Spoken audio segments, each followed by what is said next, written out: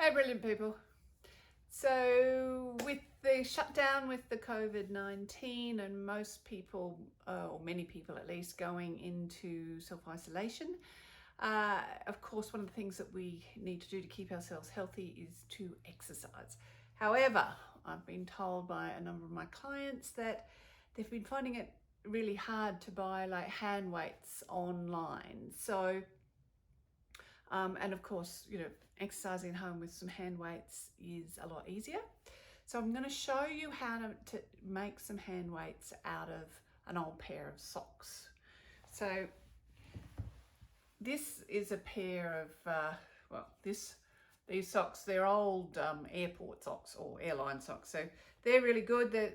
That you want them to be long enough, and you also want them to be fairly soft and stretchy. That's a good thing to do. First thing you want to do is put a knot in the bottom. Now that's actually really important. I'll show you. It'll become clear later. Then what you want to do is put something in the socks. Now I've been out into the garden, so I've got some dirt here. So that's what I'm going to put into the sock. If you don't have access to some sand would even be better than the dirt.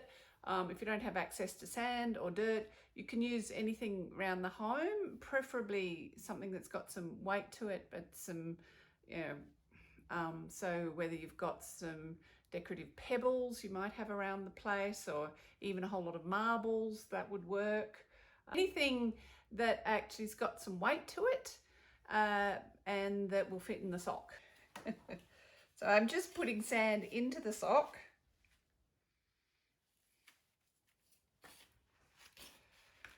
Now, ideally you would have a pair of scales. I actually don't have a pair of scales.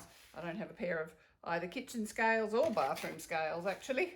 But if you do, that's a good thing, because then you can obviously, if you've got several pairs of socks, you could even make, weights at different lengths, but also, different weights. But you can also make sure that, both of your socks have got the same weight in them.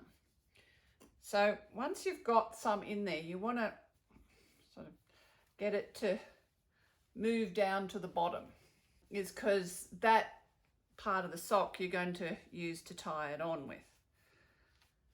So there you are. So that's your weight. Now, by just feeling it, that feels like it's a little bit more than half a kilo, which is not much, but it's enough for a hand weight. Now, remember we did this, we've got this knot at the bottom. So then what you want to do is you want to get your pair of scissors, and you want to make, if there's a hem like that, you want to do it below the hem, because that'll stop it from fraying. But you just want to make a hole in the sock that's like that, so it's big enough to actually fit over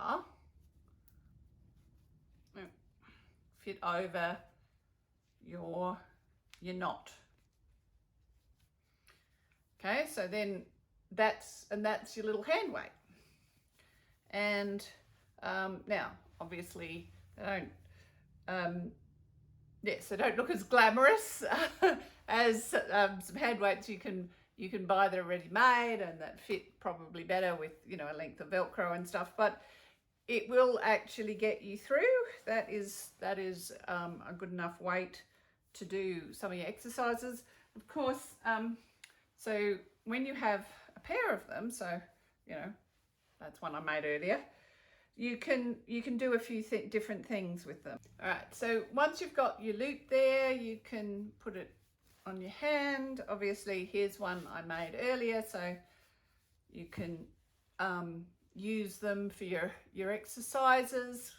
The other thing that you can do, if you're wanting to do some squats or some upper body work, not just arm work, but with your chest. You can actually, of course, turn them, you can string them together to make like not just bigger weights, but well, heavier weights, but also, you know, you can put them around your neck, so that would help with your squats.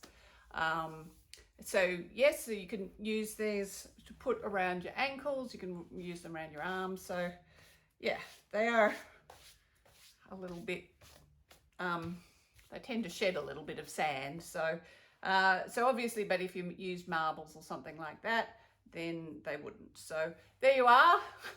There's some homemade hand weights for you that you can use, so that you can continue to do your exercises even while you're, you know, being safe at home. So, you know, stay safe and keep working on, you know, being healthy. And until next time, choose to be brilliant.